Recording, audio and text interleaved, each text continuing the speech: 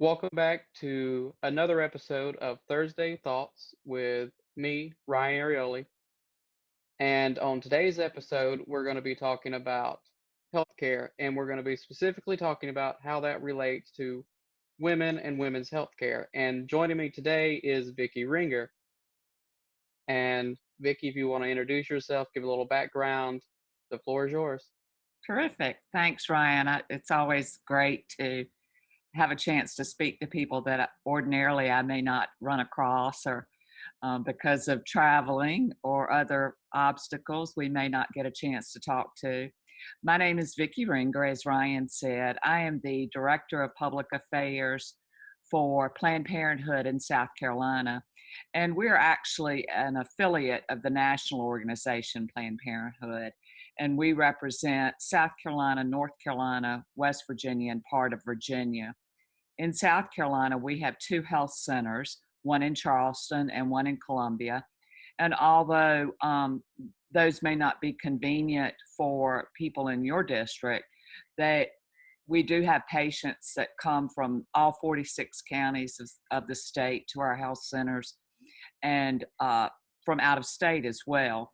What you'll find is that, particularly with women and young women in particular, they view Planned Parenthood as a trusted provider of reproductive health care. And so they know that if they come to us, they're going to get the most recent, most up to date, most cutting edge technology and healthcare when it relates to women's reproductive health care. But Planned Parenthood is not just for women. We have a large male population.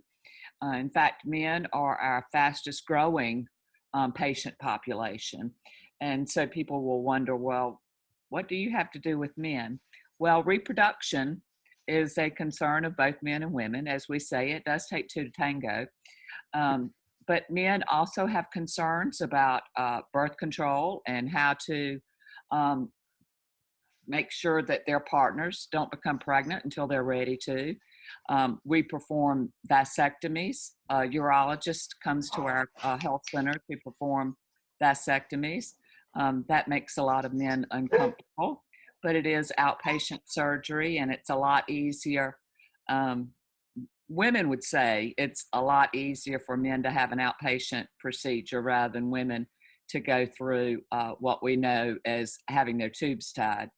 But also, based on South Carolina's standing, unfortunately, in the healthcare arena, sexually transmitted diseases is one of the leading reasons for people coming to Planned Parenthood. We are at the bottom of the barrel in all STDs and transmissions, and it crosses all barriers. STDs are not a poor person's affliction. Rich people, white people, black people, poor people, young people, old people, they all get STDs. And part of the reason that we are seeing an uptick in that is because condom use has fallen off. Back in the 80s and 90s during the AIDS scare, condom use was way up and it had become accepted as a way for prevention. And nowadays, people have gotten kind of lackadaisical about it, and we need to ensure that they're making wider use of condoms, and that will certainly reduce some of the STDs we're seeing in this state. Yeah, so time to stop relying on what they call the pull-out method and you know use a condom. Well, that's for certain. There's been talk as we've dealt with legislation. You may have heard of they call it a heartbeat bill. Yeah, But I've heard of it. yes, that is not accurate. It is what you possibly hear at an early stage of pregnancy is electrical activity. Yeah, At early stage of pregnancy, there is no heart, so there is no heartbeat. A fetus, well, even at 6 weeks, you can hear electrical activity, but it's an embryo still at six yeah, weeks. And one of the things that we have dealt with in some of these arguments is there are a number of legislators who have tried to ban birth control, um, Yeah, but which they is claim it doesn't impact birth control. But birth control works in different ways. There's IUDs, intrauterine devices, and those operate primarily by preventing a fertilized egg from implanting in the uterus. And then there's birth control pills, patches, rings that people are very familiar with. And yeah, they usually work by preventing ovulation. But there are some pills that work by also preventing implantation in the uterus. Uh, those so-called personhood legislators think yes, that I if received an email from them. yes, oh, I bet, to see if you would sign on in support of personhood. Yeah, they got a quick answer of no. Good, good. Because what personhood would do would be to ban any type of contraceptive that prevents implantation. Their Yeah, belief is that a fertilized egg is a person. And, you have to kind of go through biology and teach people. Senator Margie Bright Matthews in the committee meeting on personhoods, Senator Richard Cash from Anderson is probably the biggest proponent of the personhood bill. And he's given all these lessons about pregnancy and conception and how it all happens. And she looked at him and she said, "I've had 4 kids. It doesn't work that way." And yeah, and so I have to remind people sometimes that it doesn't work that way. There are, in fact, once an egg is fertilized, only about 20% of those fertilized eggs will ever result in a pregnancy. So fertilization is happening all the time. But most women shed yeah, 80% of those through our periods, and we never know that we're pregnant. The other 20% will go on to implant, and you may get a positive pregnancy test, but still only about half of those will advance onto a later stage of pregnancy. So while we all think pregnancy happens very easily and very quickly, it really is quite a remarkable scientific endeavor. yeah, And when a bill would make uh, birth control illegal and would make IVF, in vitro fertilization, or other assisted technology in pregnancy, it would make that nearly impossible because they believe that an egg and a sperm that's fertilized in a petri dish um, is a person. And you must preserve all of those fertilized eggs. And the doctors have said there's not a freezer large enough for us to be able to preserve all those, because in order to ensure success, they will usually retrieve a fairly large number of eggs and attempt to fertilize those in hopes that at least one will fertilize. So then yeah, they've got to save all of those. And Senator Cash even suggested that people could put those fertilized eggs up for adoption.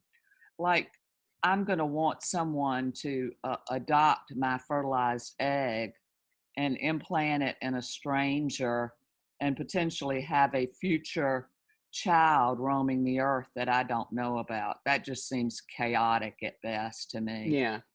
And I'd say not only on top of that, you talk about people, most people who do adoption, they're ones who aren't able to have children themselves. So they're not going to want to, adopt a fertilized egg and then look for a, someone to carry that.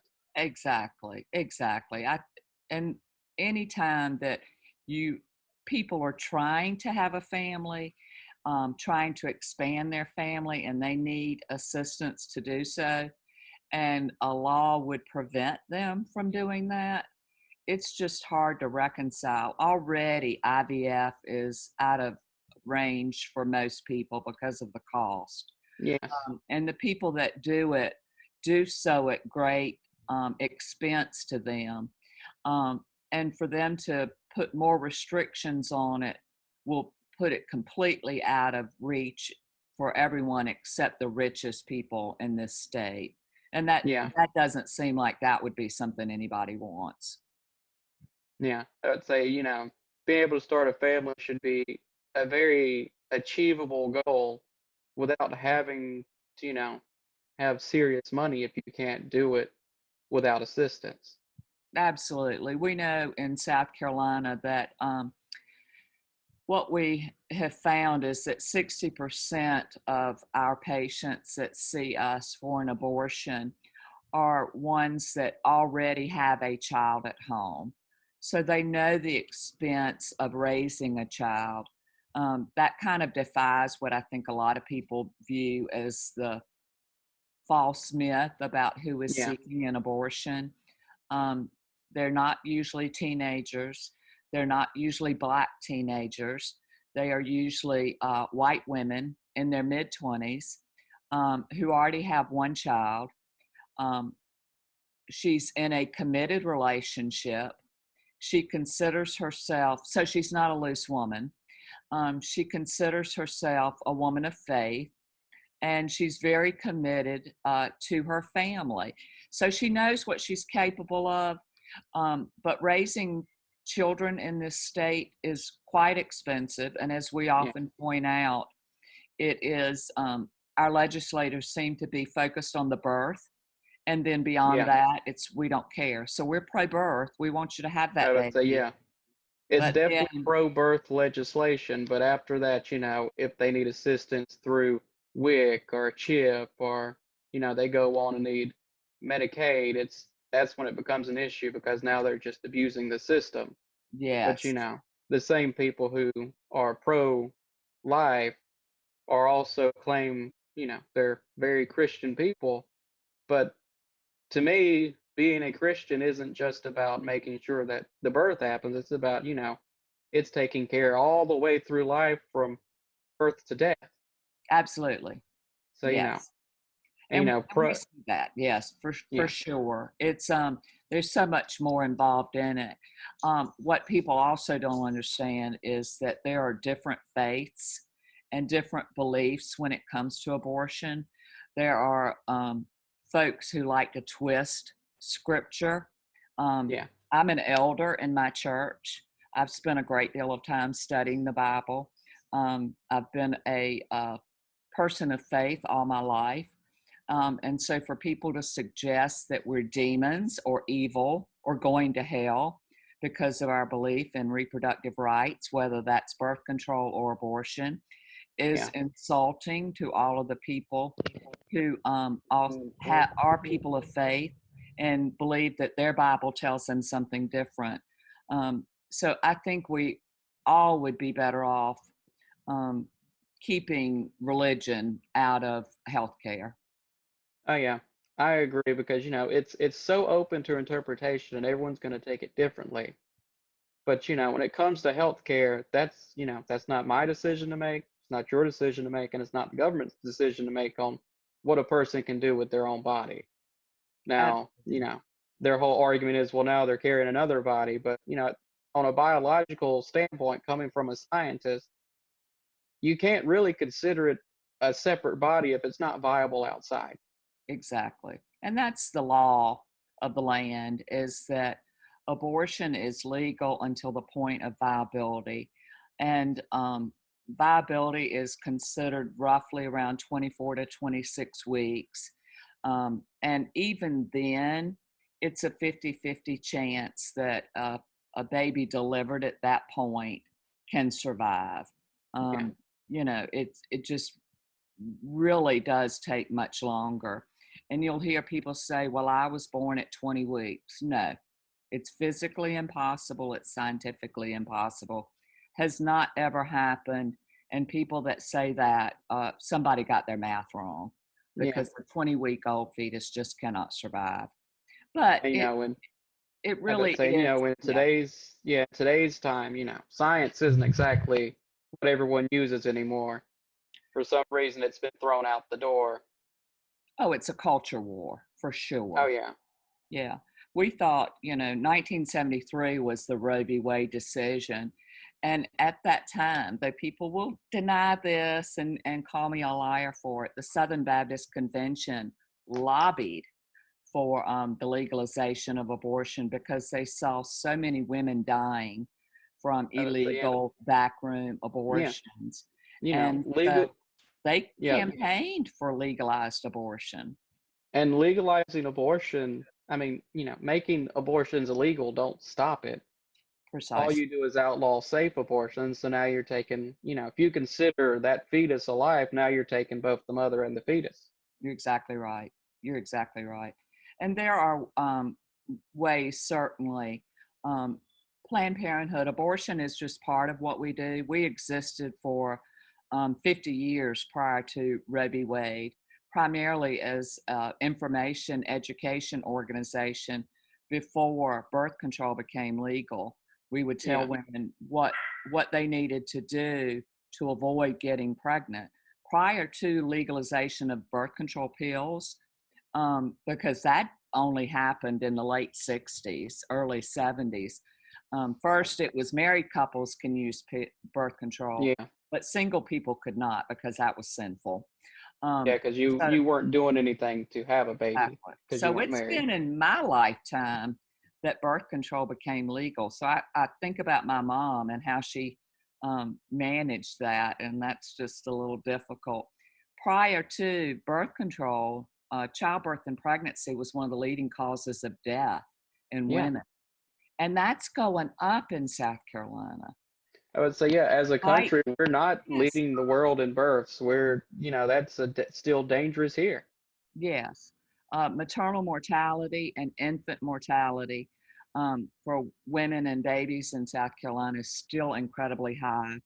And for Black women, it's 4 times higher than it is for white women.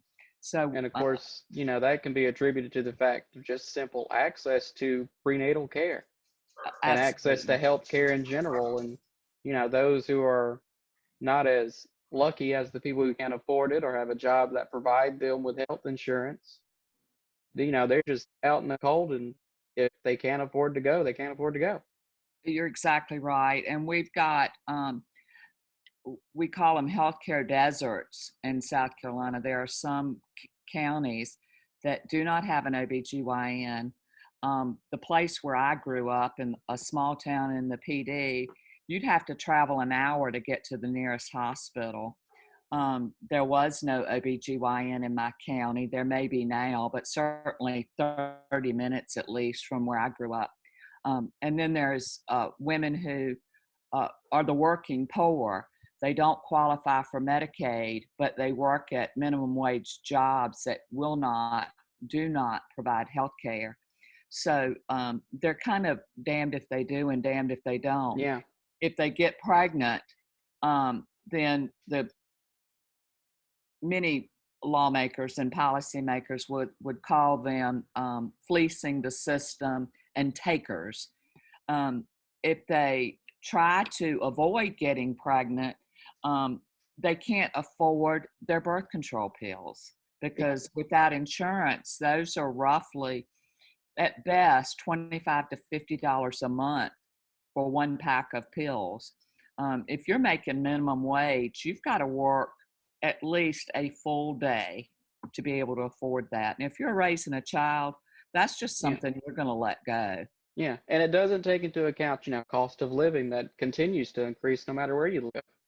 Oh, well, of course, poverty and women's economic well-being have a great deal to do with reproductive health.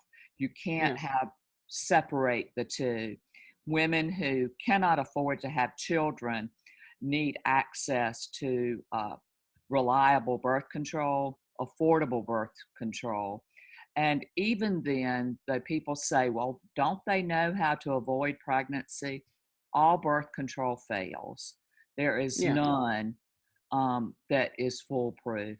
And most women, in fact, will become pregnant and seek an abortion because their birth control method has failed, or they do not have access to the next month of pills. So Yeah. we've been advocating for 12-month birth control distribution for several years now, which would allow women to get, when they get their prescription for birth control pills or rings or patches, would get a full year supply at one time. And that way they're not going to run out before they can get to the pharmacy, because we have a rural state. Yeah. Those of us who live in a city like Columbia or Charleston, Greenville, Rock Hill, we may think that there's a CVS and a Walgreens on every corner because we see them in the city. But So in yeah. rural South Carolina, there is not a pharmacy on every corner. Yeah. It Where I requires grew a up. trip Yeah. to town, as we would say in the Yeah. Where country. I grew up in Heath Springs, Lancaster was the nearest town. It was 15 to 20 minutes away. Kershaw was the nearest town. It was 15 to 20 minutes away. So if you needed to go to a pharmacy, Kershaw had some. We had an Eckerd's, which is now no longer in I know, existence. really. We had one of those in Kershaw, or you go to Lancaster and go to Walmart where you had CVS and all the other stuff. I mean, it's just unfathomable that people think that allowing women to have access to reliable birth control is just this far out of reach thing. I mean, it's just crazy. Right. You know, as a man, it's easy to see the difference of how we're treated because, just talking about birth control, if I wanted to get a vasectomy, I can schedule that and have it, in a couple of weeks. Whereas if a woman wanted to have a tubal ligation, she's got to have an act of Congress Oh, yeah. just to do that. Not to mention, she's got to be able to afford the birth control. She's got to be, take religiously because if you miss one, you open yourself up to it being even less effective. Exactly. Well, and other things that we know is other medications can impact the effectiveness of birth control. If you're taking an antibiotic, we always caution women to make sure they use another birth control method because it can affect the efficacy of birth control. So there's so much that women have to be responsible for, and all of these laws that put greater restriction on women and what they can do feels feels to women like it is a method of control. And we can't help but feel that way because I they're mean, it's nothing short of a method of control right. because you're literally legislating what women are allowed and not allowed to do. Whereas Absolutely. you look on the flip side, you look at the father, if he wants to up and leave at the time of conception, he can up and leave. And So, it would if take an they act of Congress to get child support out to of get him. child Right. support. So, these very same people who argue pro life, outlaw abortions, at the same time aren't arguing that the father needs to be financially responsible at the time of conception. So, I mean, they're forcing they want to force women to carry children, but they want to continue to allow the fathers to have no responsibility by law anyway. Sorry, my dog is going crazy. That's all right. Mine were acting up a while ago. I'm trying to get my husband to come get the dog.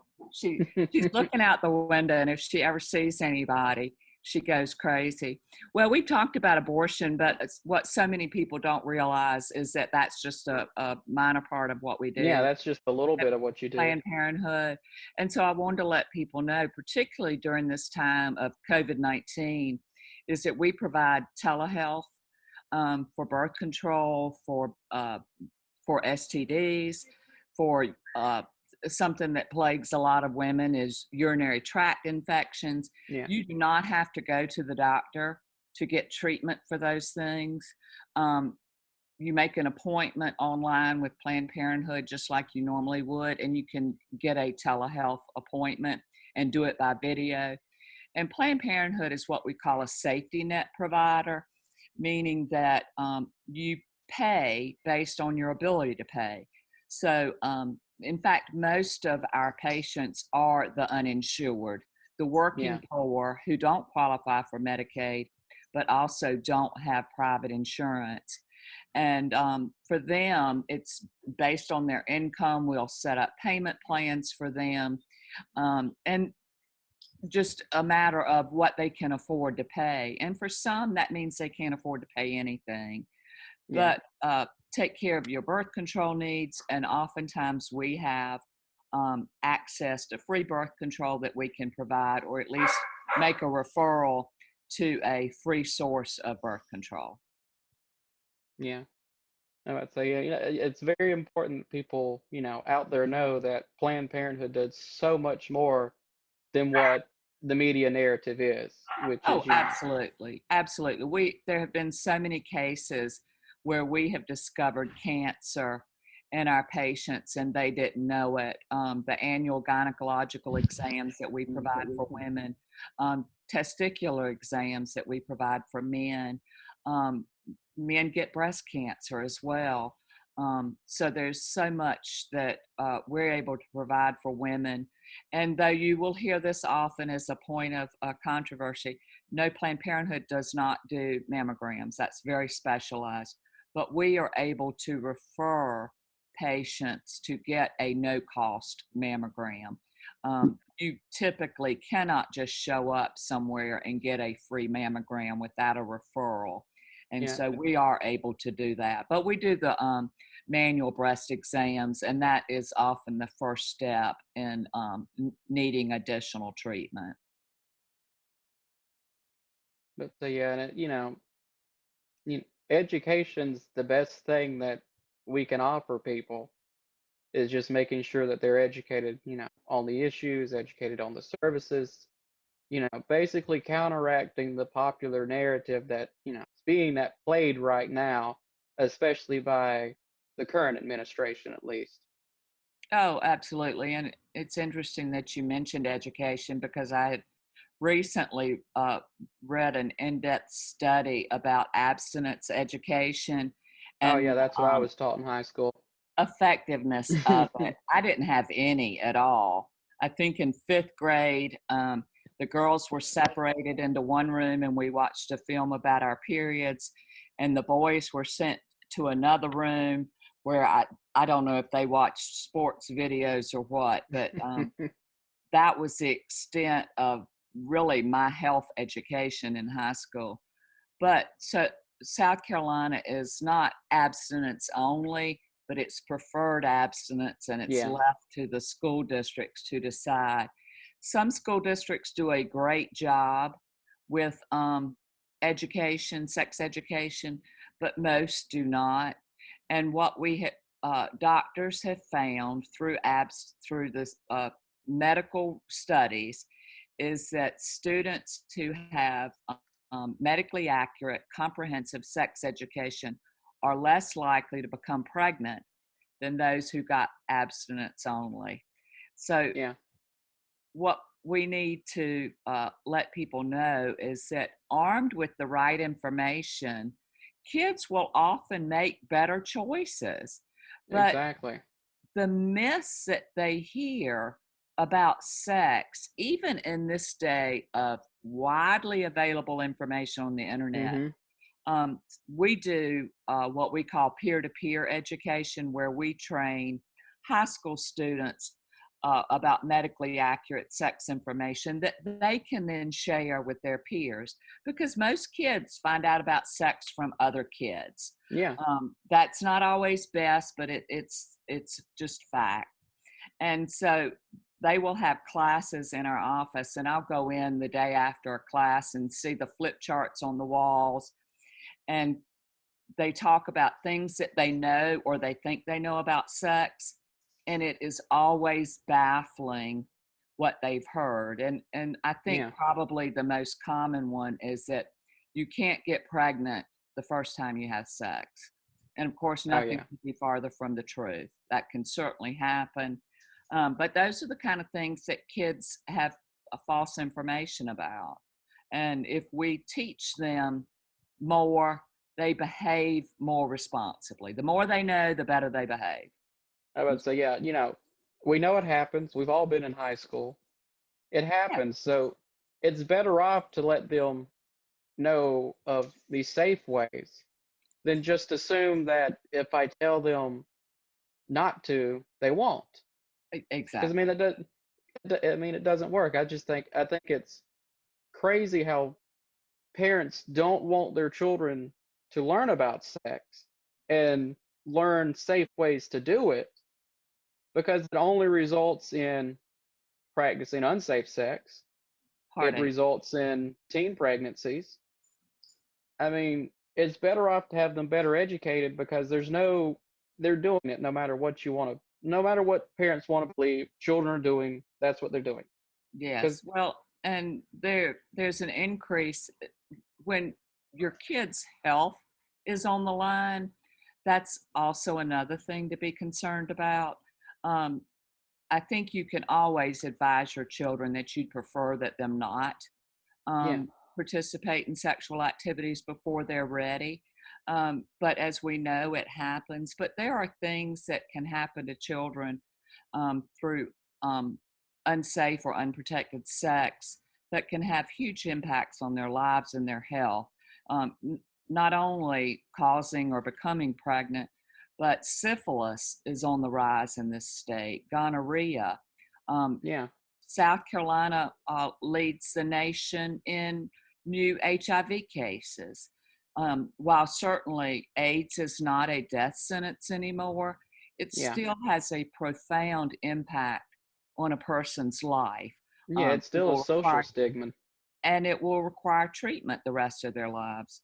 So we want kids to have good information so that they don't get something that could potentially um, have an adverse effect on their health and their future lives. Yeah. It's always better to, be overeducated than to be undereducated. Because, Absolutely. the more you're armed with information, the better off in life you're gonna be. Absolutely. And we see that with kids too. They do make better decisions. Kids that have had comprehensive sex education are better armed to protect themselves, to understand about consent and what that means. They make better decisions about drinking. When they go to college, binge drinking alcohol often leads to so many sexual assault cases in Yeah, college. Um, they perform better in school. They are more likely to participate in sports. There's so much that we know from people that have comprehensive sex education. They understand their bodies, they understand what the risks are for getting pregnant at an early age and what that will mean for them. And so, as a result, they either decide to wait until they're older and they can manage it when they're more mature, or if they feel like they can't wait, they're more likely to have protected sex. And yeah, that's what we want for our kids, is to make sure that they're fully armed with all the information they need to make wise decisions. yeah, and that's the best thing that we can do is Absolutely. just educate. Alright. Is there anything else you'd like to hit on? I think that we've covered it all today. Alright. The legislature's out, so right now I think we're okay. That heartbeat bill, which is essentially an abortion ban, Yeah, and I hate referring to it that way, but that's the kind of the common language. So if I just refer to an abortion ban, people say, "Well, which one?" Because there are yeah, so many efforts at it. That is still pending in the state senate, so they could take it up when they return in September, or if they come back earlier, they're able to do that. So we've got to be vigilant and make sure that our senators know that we do not support this. We know that 80% of South Carolina residents believe that abortion should remain safe and legal. In yeah, fact, only 11% believe abortion should be banned. So it seems that Republicans are catering to a small minority of people in this state. And of those 80%, that crosses the full spectrum uh, of Republicans and Democrats, men, women, all ages, all races. it's just a belief that government should not interfere with healthcare decisions. It should be private between a woman, her family, and her doctor. Exactly, and that's how it should stay. Absolutely. It should be a personal decision, not one that's dictated to you. Well, you go get elected and help us make it that way. I'm doing my best. I'm hoping, we'll see the support come out, and I'm hoping that we'll see a nice big win in November across the country. That would be great. Officials who, want to better represent the people instead of representing small majorities and corporations. Yeah, let's get away from culture wars and deal with the things that really impact South Carolina. Um, Education, roads, healthcare in general, better Yeah, paying jobs. There's so much more that we should be spending our time on that can really have a profound impact on this state. and change the lives of everyone in it. You know, Exactly. the goal is a government and a state that works better for everyone, not just a few. Oh, exactly, exactly. Get us out of the bottom rankings in every single category. Yeah. Terrific. Well, good luck, Ryan. Thank you. Thank you again for agreeing to come on. Oh, I always appreciate glad that. to. Always glad to. And we'll see you again soon. Yep, we will. And that's it for this episode of Thursday Thoughts. Again, thank you all for tuning in, and I hope to see you again next Thursday.